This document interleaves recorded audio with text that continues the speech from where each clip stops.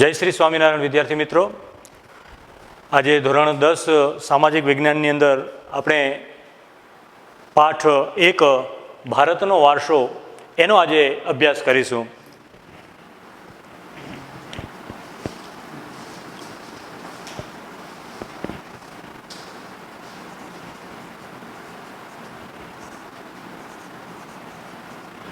મિત્રો, વારસો શબ્દ વારંવાર આપણે ક્યાંક ને ક્યાંક જોતા હોઈએ છીએ, સાંભળતા હોઈએ છીએ. બાપ દાદા અથવા તો પૂર્વજો તરફથી જે કાંઈ પણ વસ્તુઓ આપણને પ્રાપ્ત થતી હોય, ઘર છે, મકાન, જમીન, એને આપણે ભૌતિક વારસો કહેતા હોઈએ છીએ. શારીરિક લક્ષણો પણ આપણને મળતા હોય છે. દાખલા તરીકે જેના માતા પિતા ઊંચાઈ ઓછી હોય એના બાળકને શારીરિક હાઇટ, એની ઊંચાઈ ઓછી જોવા મળતી હોય છે. એ શારીરિક વારસો આપણે એને કહેતા હોઈએ છીએ, એના માતા પિતા તરફથી મળ્યો છે. આજે આ પાઠની અંદર આપણને કુદરતી અને માનવ સર્જિત એવા બે વારસાની વાત કરવામાં આવી છે. તો આજે જે આપણે ચર્ચા કરશું એની વાત કરીએ છીએ. બોર્ડની અંદર 2 ગુણના પ્રશ્નમાં અત્યારે હું તમને જે કરાવવા જઈ રહ્યો છું એ બોર્ડમાં 2 ગુણના પ્રશ્નમાં તફાવતના સ્વરૂપમાં આપણને પૂછાય છે. જેમ કે ભારતના વારસાના પ્રકાર જણાવી અને પ્રાકૃતિક વારસો અથવા તો સાંસ્કૃતિક વારસામાં સમાવિષ્ટ થતી બાબતોનો અભ્યાસ જણાવો. તો સૌથી પહેલાં આપણે જોઈએ, વારસાની વાત કરીએ. ભારત પ્રાચીન સમયથી જ, ભારત દેશ જે છે એ દેશ અતિ જ પ્રાચીન સમયથી ખૂબ જ મહત્ત્વ ધરાવતો દેશ કહેવામાં આવ્યો છે. એના માટે વિષ્ણુ પુરાણમાં એક સંસ્કૃત શ્લોક પણ કહેવામાં આવ્યો છે કે ઉત્તર યત સમુદ્ર, એટલે કે ઉત્તરે જેની હિમાલય પર્વત, ઉત્તરે સમુદ્રની ઉત્તરે હિમાલય પર્વત, હિમા જે છે દક્ષિણે વર્ષ સદ ભારત નામ ભારતી યત્ર સંતતિ, એટલે કે સમુદ્રની ઉત્તરે અને હિમાલયની દક્ષિણે જે પ્રદેશ આવેલો છે એનું નામ ભારત અથવા ભારત વર્ષ કહેવામાં આવ્યું છે.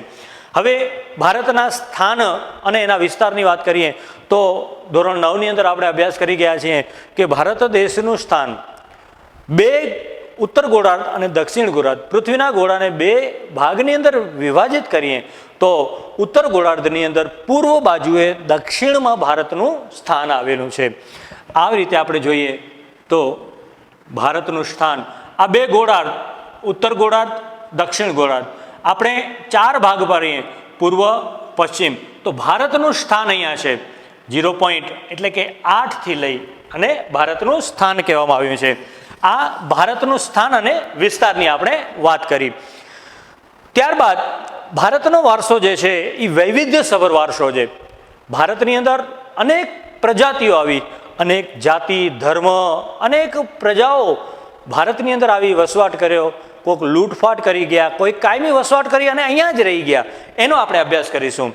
તો હવે આપણે સૌથી પહેલા અગત્યનો જે પ્રશ્ન 2 ગુણની અંદર પૂછાય છે, વારસાના પ્રકારો. વારસાના પ્રકારો તફાવત પૂછાતો હોય છે. તફાવત આપો. ગુણ 2. બોર્ડની અંદર 2 ગુણની અંદર આ પ્રશ્ન આપણને પૂછાતો હોય છે. તો સૌથી પહેલા આપણે પહેલો પ્રકાર જે છે એ જોઈએ તો પ્રાકૃતિક વારસો. પ્રાકૃતિક વારસો. પ્રકૃતિએ જે આપણને આપ્યો છે, કુદરતે જે આપણને આપ્યો છે એને પ્રાકૃતિક વારસો કહેવામાં આવે છે. એટલે આને આપણે બીજા અર્થે કુદરતી વારસો પણ કહી શકશું. કુદરતી વારસો. અને બીજો પ્રકાર છે જેનું સર્જન આપણે કરીએ છીએ, માણસ દ્વારા જેનું સર્જન થાય છે, એવા બીજા પ્રકારની આપણે વાત કરીએ તો સાંસ્કૃતિક વારસો. ભારતનો બીજો પ્રકાર છે સાંસ્કૃતિક વારસો. સાંસ્કૃતિક વારસો. જેમ આને આપણે કુદરતી વારસો કહીએ છીએ, એમ આને આપણે માનવ સર્જિત વારસો પણ કહી શકીએ. માનવ સર્જિત. માણસ દ્વારા આ વારસાનું સર્જન થાય છે. તો હવે આપણે એના બે ગુણમાં છે એટલે 3 થી 4 મુદ્દાઓ આપણે લખીએ. તો પ્રાકૃતિક વારસામાં નદીઓ, પર્વતો, રણો, ખીણ પ્રદેશ, વનસ્પતિ, વન્યજીવ વગેરે આ પ્રાકૃતિક વારસામાં એનો સમાવેશ થાય. જ્યારે સાંસ્કૃતિક વારસો એટલે કે માનવ સર્જિત વારસો એટલે માણસ દ્વારા તૈયાર થયેલો વારસો છે. એટલે માણસ જે વસ્તુનું સર્જન કરે છે એવી બાબતનો આપણે ચર્ચા કરીએ તો કિલ્લાઓ, મહેલો, મકબરાઓ, ગુંબજો, મંદિરો, મસ્જિદો વગેરે માનવ સર્જિત વારસો આપણે કહી શકીએ.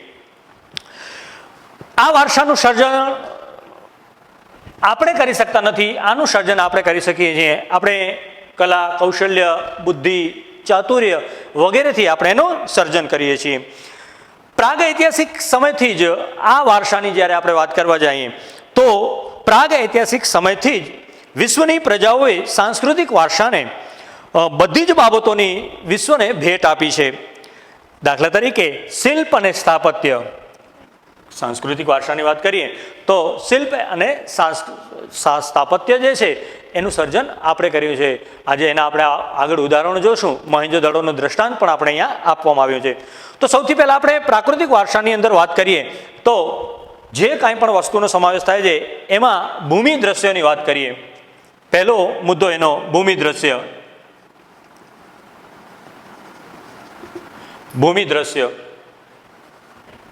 હિમાલય પર્વત એ એક ભૂમિનો આકાર છે, ભૂમિ દ્રશ્ય છે. હિમાલય પર્વતે આપણને વનસ્પતિ આપી, ઔષધિઓ આપી, બારમાસી નદીઓ આપી, ખૂબ જ પાણી ભરેલી નદીઓ, આ બધું હિમાલય પર્વતમાંથી નીકળે છે. ત્યાર પછી નદીઓ, રિવર. બીજો પ્રાકૃતિક વારસામાં નદીઓની વાત કરીએ. નદીઓ તો ભારતની અંદર બારમાસી નદીઓ. ભારત ખેતી પ્રધાન દેશ છે. આજે પણ આપણે ત્યાં ખેતી માટે, સિંચાઈ માટેનું જે પાણી છે એમાં નદીનો આપણે પાણીનો ઉપયોગ કરીએ છીએ. તો નદીઓને આપણે લોકમાતાનો દરજ્જો પણ આપ્યો છે. નદી આપણા માટે પૂજનીય છે. લોકમાતા, નદી લોકમાતા તરીકે પૂજીએ છીએ. વનસ્પતિ જીવન, ત્રીજો પ્રાકૃતિક વારસાની અંદર વનસ્પતિ જીવન.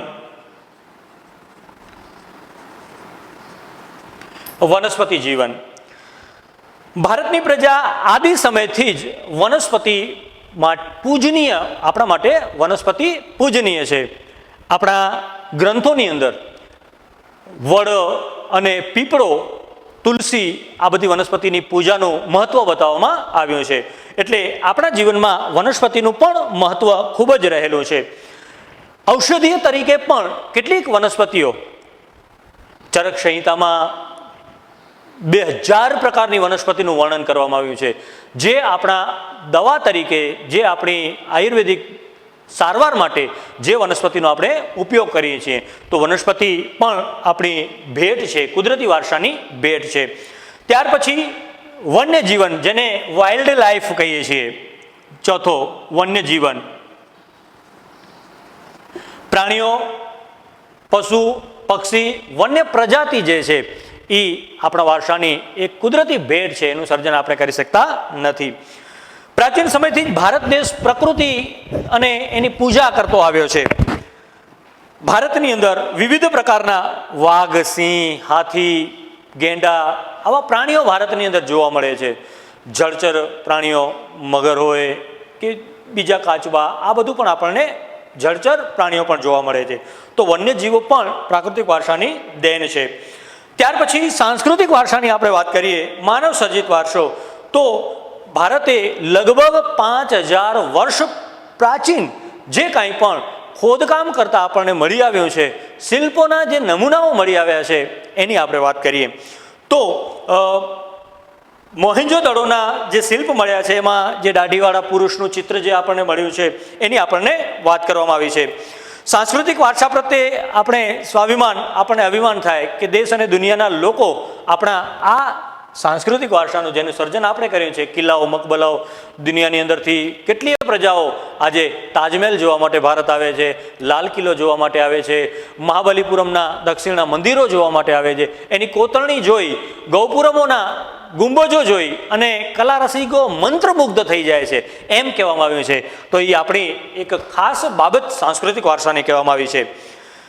આપણા સાંસ્કૃતિક વારસામાં જે બાબતોનો સમાવેશ થયો છે એવા મંદિરો, શિલાલેખો, સ્તૂપો, વિહારો, ચૈત્ય, મકબરાઓ, મસ્જિદો, કિલ્લાઓ, ગુંબજો વગેરે રાજમહેલોનો સમાવેશ થાય છે. અહીંયા જે કાંઈ પણ આપણે સ્વતંત્ર પ્રાપ્તિ માટે જે કાંઈ પણ સ્મારકો નિર્માણ કરાવ્યા, ચાહે દાંડી યાત્રા હોય, ચાહે અમદાવાદના સ્મારકો હોય, શહીદ સ્મારકો હોય, એ બધાનો સમાવેશ આપણે સાંસ્કૃતિક વારસામાં કરીએ છીએ. ત્યાર પછીનો આપણો મુદ્દો છે ગુજરાતના સાંસ્કૃતિક વારસાઓ. હવે આપણે એના પછીના મુદ્દા ઉપર આવીએ તો ભારતની અંદર, ગુજરાત રાજ્યની અંદર કયા કયા સાંસ્કૃતિક વારસાના સ્થળો અને કઈ કઈ બાબતોનો સમાવેશ થાય છે તો એની આપણે ચર્ચા કરીએ. ગુજરાતનો સાંસ્કૃતિક વારસો. ગુજરાતનો સાંસ્કૃતિક વારસો. સાંસ્કૃતિક, પૌરાણિક અને પુરાતત્વીય મહત્વ ધરાવતા સ્થળોમાં લોથલ, ધોળકા તાલુકામાં આવેલું છે. લોથલ, ધોળકા તાલુકો.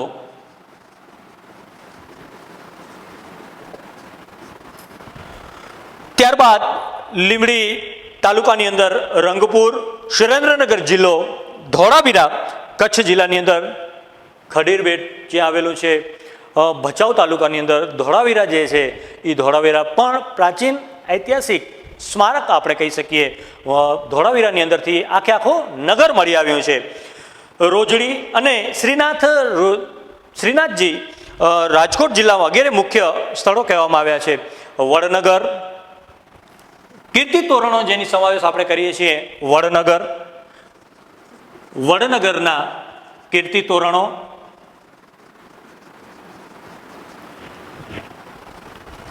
જૂનાગઢમાં આવેલા સમ્રાટ અશોકનો શિલાલેખ. જૂનાગઢનો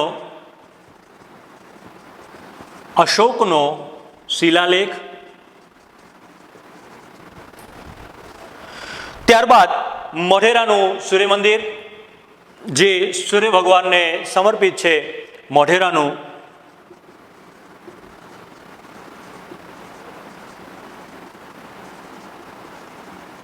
સૂર્ય મંદિર. સિદ્ધપુરનો રુદ્ર મહાલય. વિરમગામના મુનશર તળાવ. અમદાવાદની જામા મસ્જિદ, ઝુલતા મિનારા, સીદી સૈયદની જાળી, હઠીસિંહના ડેરા, આ બધા ગુજરાતના સાંસ્કૃતિક વારસાના સ્થળોની આપણે ચર્ચા કરી. ત્યાર પછી ગુજરાતના કેટલાક મેળાઓ અને એની આપણે આછેરી ઝલક જોઈએ તો ગુજરાતના મેળાઓ અને જે મેળાઓ જે સ્થળે ભરાય છે એ મેળાઓના સ્થળ અને મેળાની તિથિઓની આપણે માહિતી મેળવીએ. તો ગુજરાતના મેળાઓ. ગુજરાતના મેળાઓ. મોઢેરાનો મેળો જે છે એ મેળાનું સ્થળ મહેસાણા જિલ્લાની અંદર મોઢેરા ખાતે આવેલું છે. શ્રાવણ વદ અમાસ મોઢેરાનો મેળો ભરાય છે. બહુચરાજીનો મેળો પાટણ બહુચરાજી ખાતે ચૈત્ર સુદ પૂનમના આ મેળો ભરાતો હોય છે.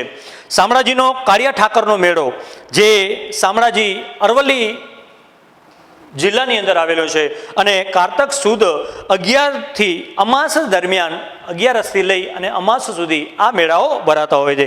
તેવી જ રીતે ભાદરવી પૂનમનો અંબાજીનો મેળો, ભવનાથનો જૂનાગઢની જિલ્લાની અંદર આવેલો ભવનાથનો મેળો, ભગવાન ત્રિનેત્ર અને તરણેતરનો મેળો, માધવપુરનો મેળો, વૌઠાનો મેળો, મીરા દાતારનો મેળો વગેરે મેળાઓ આપણે ત્યાં જોવા મળે છે. ડાંગ દરબાર આદિવાસી અને ડાંગ જિલ્લાની અંદર ભરાતા આ મેળાઓની પણ આપણે વાત કરીએ. ત્યારબાદ આપણે જે અગત્યનો પ્રશ્નની ચર્ચા કરવા જઈ રહ્યા છીએ એ પ્રશ્ન જે છે બોર્ડની અંદર પણ વારંવાર પૂછાતો હોય છે. ભારતની ભૂમિ ઉપર આવેલી પ્રજા અને તેના લોકો.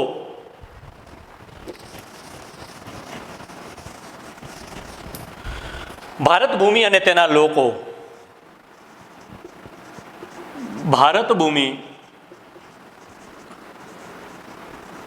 અને તેના લોકો. વિવિધ સમયે ભારતની અંદર અલગ અલગ પ્રજાઓ ભારતની અંદર આવી અને વસવાટ કર્યો એની આપણને માહિતી આપવામાં આવી છે. આદિમાનવો ભારતમાં તેમજ પૂર્વ દક્ષિણ આફ્રિકામાં એક સાથે ઉત્પન્ન થયા.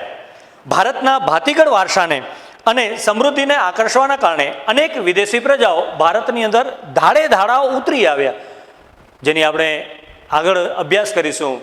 અને છેલ્લે જ્યારે અંગ્રેજો પણ ભારતની અંદર આવ્યા વેપાર કરવા માટે અને પછી જે ભારતની અંદર સ્થાયી થઈ અને ભારતને ગુલામ બનાવવાનું જે કામ કર્યું છે એની પણ આપણે ચર્ચા કરીશું, પણ એના પછી ટોપિકની અંદર.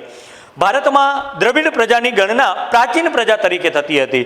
સૌથી પહેલાં તમને કહી દઉં કે દ્રવિડ પ્રજા પ્રાચીન છે એવી ગણના આપણે થતી, પણ નૃવંશશાસ્ત્રી અને ઇતિહાસવિદોએ કેટલીક બાબતોના તારણ ઉપરથી એ બાબતનું તારણ કાઢ્યું કે ભાઈ દ્રવિડો હતા એની સાથે બીજી 6 પ્રજાઓ ભારતની અંદર વસવાટ કરતી હતી. એટલે નૃવંશશાસ્ત્રીઓ અને ભાષાશાસ્ત્રીઓના અદ્યતન શોધખોળના કારણે એવું જાણવા મળ્યું કે દ્રવિડો અને બીજી 6 જેટલી ભિન્ન ભિન્ન પ્રજાઓ જે છે એ ભારતની અંદર સાથે વસતી હતી. સૌથી પહેલાં આપણે પહેલી પ્રજાની વાત કરીએ તો નેગ્રીટો, નિગ્રો પ્રજા જેને આપણે કહીએ છીએ, એ નેગ્રીટોનો વાત કરીએ. નેગ્રીટો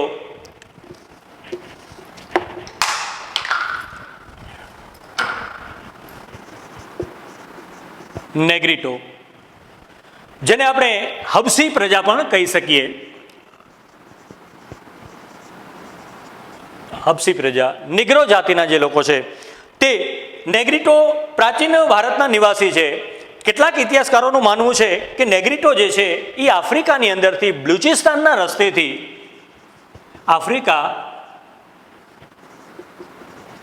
બલુચિસ્તાન રસ્તેથી ભારતમાં આવ્યા. બલુચિસ્તાનના રસ્તેથી ભારતની અંદર નેગ્રીટો પ્રજા આવી. હવે એના શારીરિક લક્ષણની આપણે વાત કરીએ, શારીરિક લાક્ષણિકતાઓની આપણે વાત કરીએ તો તેમના શારીરિક લાક્ષણિકતા કેવી હતી? તો સૌથી પહેલાં આપણે એનો વર્ણ જોઈએ તો વર્ણ એનો શ્યામ, ચામડીનો જે વાન હતો એ વાન શ્યામ વર્ણ કહેવામાં આવ્યો છે, શ્યામ વર્ણ. ત્યાર પછી એની ઊંચાઈની વાત કરીએ તો ઊંચાઈ 4 થી 5 ફૂટ આ એની ઊંચાઈ બતાવવામાં આવી છે. માથે વાંકડિયા વાળ, આ એની શારીરિક લાક્ષણિકતાની ચર્ચા કરીએ છીએ આપણે. માથે વાંકડિયા વાળ, આ શારીરિક લાક્ષણિકતાઓ હબશી પ્રજા નેગ્રીટો ધરાવતી હતી.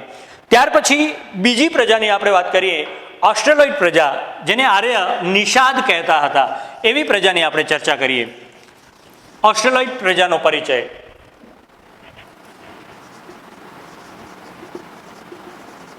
ઓસ્ટ્રેલોઇડ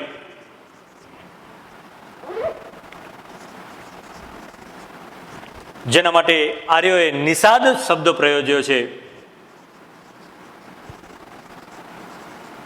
નિષાદ પ્રજા, આ પ્રજા અગ્નિ એશિયામાંથી આવેલી હતી.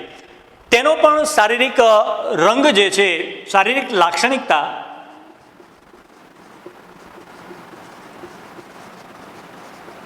શારીરિક લાક્ષણિકતાની વાત કરીએ તો રંગ શ્યામ,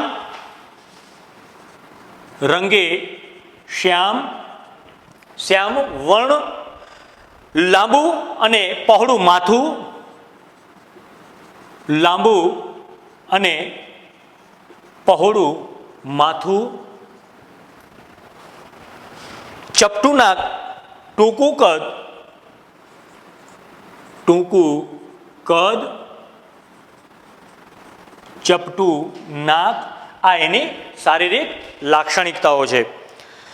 ભારતમાં આવેલી આર્યો, ભારતની અંદર જ્યારે આર્યો આવ્યા ત્યારે આ પ્રજાને તે નિષાદ પ્રજા કહેતા હતા. આજે પણ ભીલી પ્રજા માટે નિષાદ શબ્દ પ્રયોજવામાં આવે છે. ભારતની કલ અને મુંડા જાતિ જે છે, કલ અને મુંડા જાતિ ભારતના સ્વતંત્ર સેનાની થઈ ગયા બિરસા મુંડા, એ પ્રજાતિની આપણે વાત કરીએ છીએ. અસમની ખાસી પ્રજા, આ પ્રજાના આજે જ્યાં લક્ષણો જોવા મળે છે એની આપણે ચર્ચા કરીએ છીએ. તો અસમની ખાસી પ્રજા, અંદમાન નિકોબાર અને બ્રહ્મદેશ હાલનું જે મ્યાનમાર છે ત્યાં પણ શારીરિક લાક્ષણિકતા ધરાવતી આ નિષાદ પ્રજા આપણને જોવા મળે છે. આ પ્રજાના લક્ષણો જોવા મળે છે. ભારતની સંસ્કૃતિ અને સભ્યતાના વિકાસમાં આ પ્રજાનો ખૂબ જ મહત્વનો ફાળો છે. આ પ્રજાએ જે કંઈ પણ આપણને શીખવ્યું છે, નિષાદ પ્રજા પાસેથી આપણે જે શીખ્યા છીએ એની ચર્ચા કરીએ તો ખેતી કેમ કરવી, ખેતી કરવી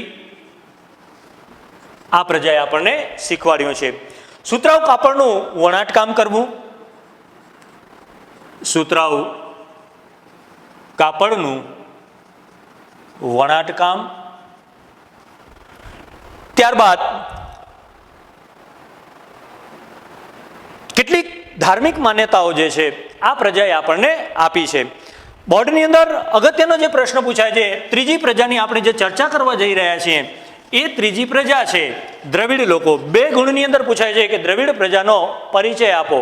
તો સૌથી અગત્યનો મુદ્દો આપણે અને બોર્ડમાં વારંવાર પૂછાય છે એવો પ્રશ્ન, દ્રવિડ પ્રજાનો પરિચય 2 ગુણની અંદર આ પૂછાય છે. દ્રવિડેનો પ્રકૃતિ પ્રેમી હતા, પ્રકૃતિના તત્વોની પૂજા કરતા હતા. આજે પણ દક્ષિણની અંદર જાઓ, સમગ્ર ભારતની અંદર પહેલાં તો દ્રવિડોનું વર્ચસ્વ હતું, પણ ધીમે ધીમે આર્યોના પ્રભુત્વના કારણે દ્રવિડો નીચે ખસતા ગયા અને હાલ દક્ષિણની અંદર એ સ્થાયી થયા છે.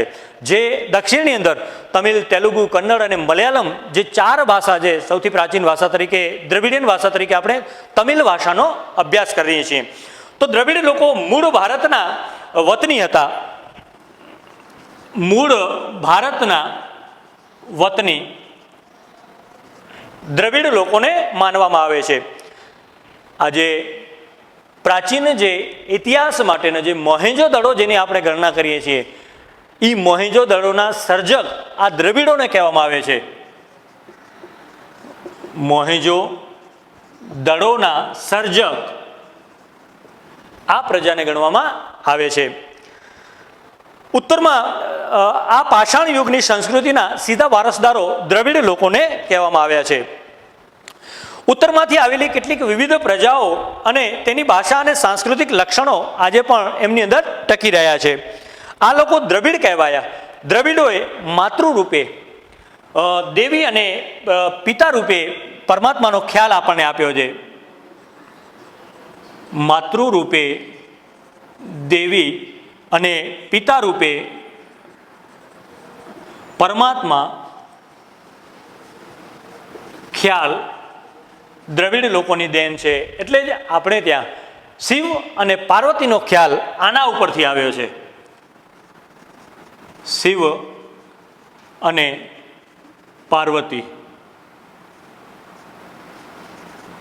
પાર્વતીનો ખ્યાલ. દ્રવિડોએ કેટલીક સારી બાબતો આપણને શીખવાડી છે, એની પણ આપણે વાત કરીએ તો સૌથી પહેલાં દ્રવિડ પ્રજા પ્રકૃતિ પૂજનીય, પ્રકૃતિની પૂજા કરનારી પ્રજા કહેવામાં આવી છે. એટલે પ્રકૃતિની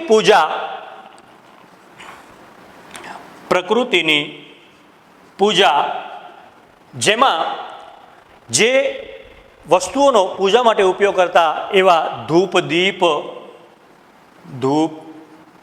દીપ, આરતી, આપણને ખ્યાલ નહોતો આરતી કેમ ઉતારવી, ધૂપ કેમ કરવું, દીવો કેમ કરવો. આ શીખવાડ્યું છે જે પ્રજાએ, એ પ્રજા દ્રવિડ પ્રજા કહેવામાં આવી છે. ધૂપ, દીપ, આરતી વગેરેની દેન દ્રવિડોએ આપી છે. દ્રવિડો પ્રકૃતિની પૂજા કરતા હતા, એટલે કે પર્વતો, નદીઓ, પશુ પક્ષી વગેરેની પૂજા દ્રવિડો કરતા. દ્રવિડ આર્ય સંસ્કૃતિ ઊંડે સુધી વ્યાપી ગઈ છે અને ધીમે ધીમે આંતર જ્ઞાતિ લગ્ન સંબંધોમાં જોડાયા અને એ દ્રવિડ પ્રજાનું ભારતીયકરણ થયું. દ્રવિડો માતૃમૂલક કહેવામાં આવે છે. માતૃમૂલક પ્રજા, માતૃમૂલક પ્રજા દ્રવિડ પ્રજા હતી. આજે પણ કુટુંબની અંદર સાઉથમાં જાઓ તો માતાનું વધારે વર્ચસ્વ ત્યાં જોવા મળતું હોય છે. તેઓએ અવકાશી ગ્રહોના ક્ષેત્રમાં અનેક વિવિધ કલાઓ જેવી કે કાંતવું, વણવું, રંગવું, હોળી, તરાપા જેવા ક્ષેત્રોમાં વિશેષ આપણને પ્રદાન જોવા મળે છે. આર્યોનો ભારત ઉપર ધીમે ધીમે પ્રભુત્વ વધવા લાગ્યું એટલે દ્રવિડો ધીમે ધીમે દક્ષિણ તરફ ખસતા ગયા અને ત્યારબાદ દક્ષિણમાં એ સ્થાયી થયા છે, ત્યાં સ્થિર થયા. આજે દક્ષિણ ભારતમાં દ્રવિડ કુળની 4 ભાષાઓ, દ્રવિડ કુળ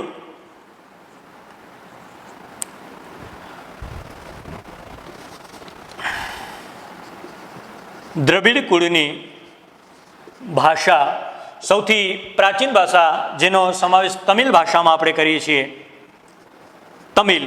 પણ એના સિવાય પણ સાઉથની અંદર દક્ષિણમાં આજે બીજી કેટલીક ભાષાઓ અભ્યાસ થાય છે, જેમાં તમિલ, તેલુગુ, કન્નડ, મલયાલમ વગેરે દ્રવિડિયન ભાષા કહેવામાં આવે છે. ત્યારબાદ બીજી કેટલીક પ્રજાઓનો પરિચય મેળવીએ તો જેમાં અન્ય પ્રજાઓમાં મોંગોલોઇડ, અલ્પાઇન, ડિનારિક અને આર્મેનોઇડ પ્રજાનો સમાવેશ થાય છે.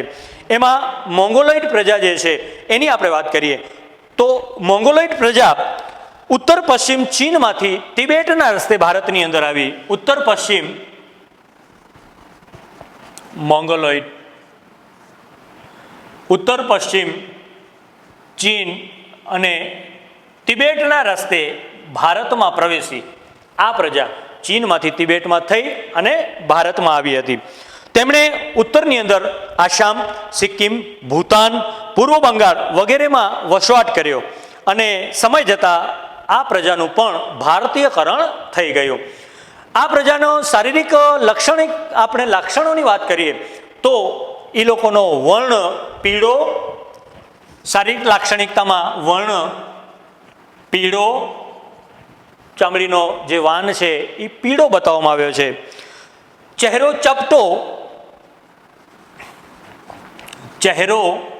ચપટો,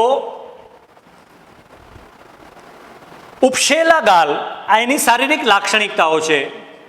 ઉપસેલા ગાલ, બદામ આકારની આંખો,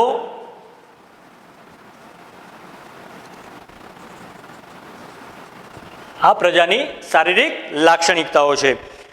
ત્યાર પછી આપણે જે વસ્તીની ચર્ચા કરવા જઈ રહ્યા છીએ એ અલ્પાઇન, ડિનારિક અને આર્મેનોઇડ પ્રજા. આ પ્રજાઓ કે જે મધ્ય એશિયામાંથી આવેલી પ્રજાઓ છે. આ 3 જાતિઓ એક સરખા ભૌતિક ગુણો ધરાવે છે. આ પ્રજાના અંશો આજે જે રાજ્યમાં જોવા મળે છે એવા રાજ્યની વાત કરીએ તો મહારાષ્ટ્ર, બંગાળ, ઓરિસ્સા, ગુજરાત, આ પ્રજાના લક્ષણો આ પ્રજાતિની અંદર જોવા મળે છે, વધુ પ્રમાણમાં જોવા મળે છે. હવે એના પછી અગત્યનો પ્રશ્ન જે આપણે ચર્ચા કરવી રહ્યા જે પ્રજાનો પરિચય મેળવવા જઈ રહ્યા છીએ એ આર્યોની આપણે વાત કરીએ છીએ. જે બોર્ડની અંદર આપણને 2 ગુણની અંદર આ પણ પ્રશ્ન પૂછાતો હોય છે કે આર્યોનો પરિચય આપો. આર્યો